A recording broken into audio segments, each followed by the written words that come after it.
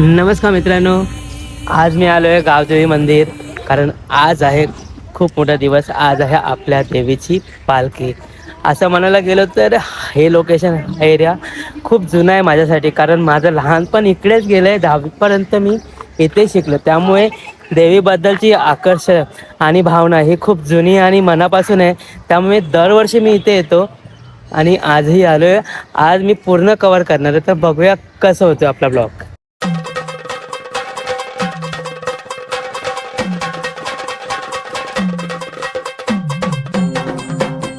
हा, खूप चांगला आहे. म्हणजे तिचा अनुभव असा आहे की कुणाला सुख हे सगळं व्यवस्थित देते, जे मागण त्यांची इच्छा पुरी होते आणि ती सगळ्या दुखा ह्याच्यात साथ देते. भवानीचा लख पडला प्रकाश दिवट्या मशालीचा. माझं वय आता 40 आहे आणि हे भरपूर वर्षांपासून परंपरा चालू आहे. आमचा मोठा गाव देवीचा पाडा, दोन्ही गावांची मिळून आई देवी आहे, लोटू आई गावदेवी माते.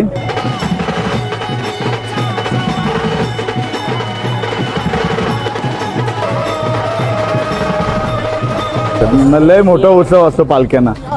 मशालीचा गोंधळाला उभा गोंधळी भवानीचा. वैशिष्ट्यमध्ये पालखीमध्ये कसं असतं, आमचे भगत असतात आणि पालखीला पण काहीतरी नवीन लुक दिलेला असतो, नवीन पद्धतीने सजवलेले असते, काहीतरी डेकोरेशन भारी असतो आणि भगत आणि बायकांचा शिंगार मोठ्या प्रमाणे असतो आणि जेंट्स पण काहीतरी नवीन नवीन करत बसतात.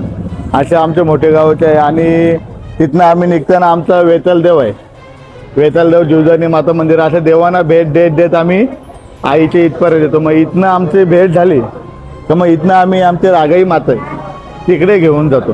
हां, म्हणजे सर्व आईचे पालखी निघताना सर्व देवांना भेट द्यायला लागते. लास्ट आमची आईची बहीण आहे म्हणजे रागाई माता, मग तिला पण तिथं पालखीला भेट द्यायला लागते. देवीने काय दिलं म्हणजे आपण कधी काही संकटात असलो, काय आपल्याला काही प्रॉब्लेम असले तर आपण देवीजवळ आले की सांगतो, आई बाबा माझे प्रॉब्लेम आहे, असे दूर कर. भरपूर प्रॉब्लेम दूर झालेत आणि आई असे आई माता की इथं आमचे नवसाला पावणारी देवी. तर तुम्ही काही नवस बोलले बाबा मी असा प्रॉब्लेम म्हणजे ये माझं काम झालं पाहिजे, 100% होतो. आम्ही आमच्यापासून आंबोलीला आहे. आता माझ्या हातीला तर आई धावून येते एवढं मला माहिती आहे.